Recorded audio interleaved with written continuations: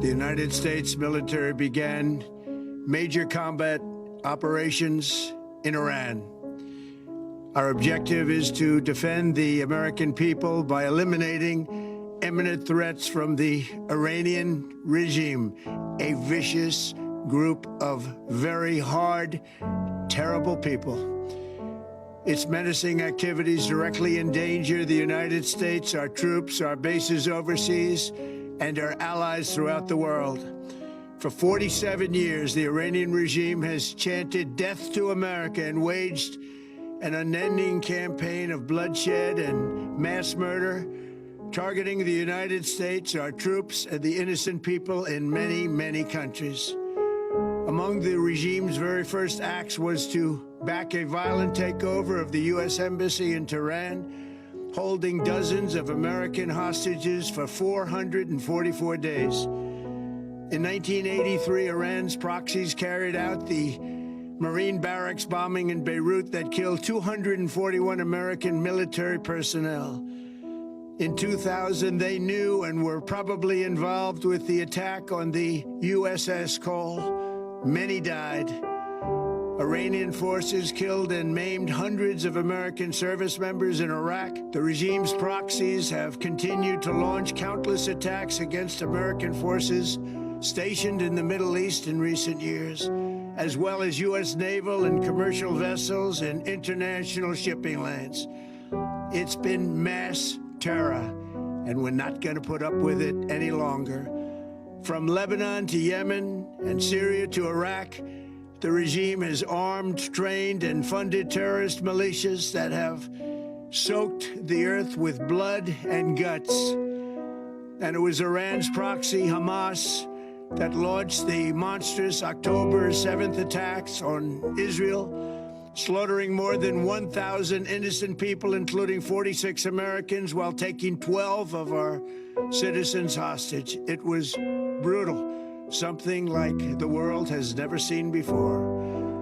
Iran is the world's #1 state sponsor of terror, and just recently killed tens of thousands of its own citizens on the street as they protested. It has always been the policy of the United States, in particular my administration, that this terrorist regime can never have a nuclear weapon.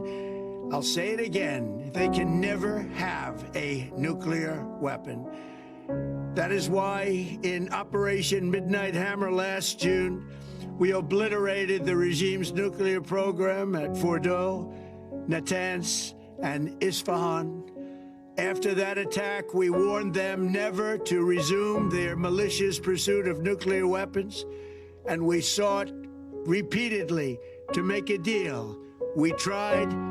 They wanted to do it. They didn't want to do it. Again, they wanted to do it. They didn't want to do it. They didn't know what was happening. They just wanted to practice evil. But Iran refused, just as it has for decades and decades.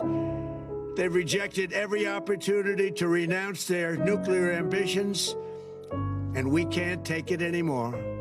Instead, they attempted to rebuild their nuclear program and to continue developing long-range missiles that can now threaten our very good friends and allies in Europe, our troops stationed overseas, and could soon reach the American homeland. Just imagine how emboldened this regime would be if they ever had and actually were armed with nuclear weapons as a means to deliver their message. For these reasons, the United States military is undertaking a massive and ongoing operation to prevent this very wicked, radical dictatorship from threatening America and our core national security interests.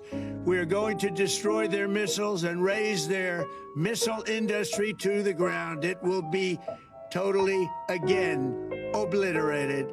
We're going to annihilate their Navy. We're going to ensure that the region's terrorist proxies can no longer destabilize the region or the world and attack our forces, and no longer use their IEDs or roadside bombs, as they are sometimes called, to so gravely wound and kill thousands and thousands of people, including many Americans.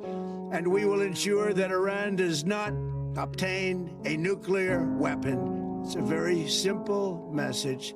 They will never have a nuclear weapon. This regime will soon learn that no one should challenge the strength and might of the United States Armed Forces. I built and rebuilt our military in my first administration, and there is no military on earth even close to its power, strength, or sophistication.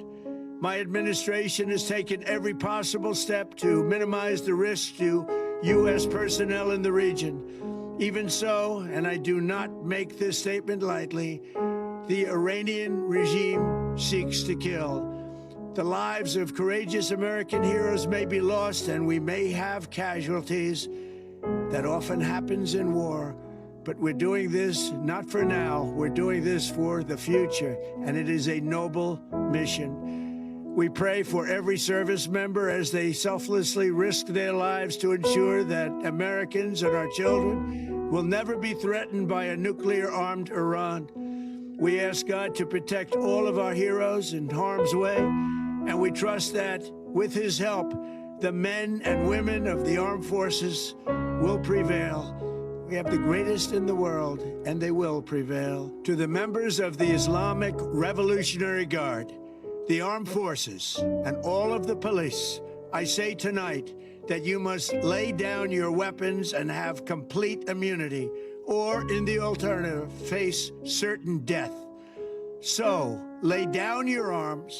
You will be treated fairly with total immunity, or you will face certain death.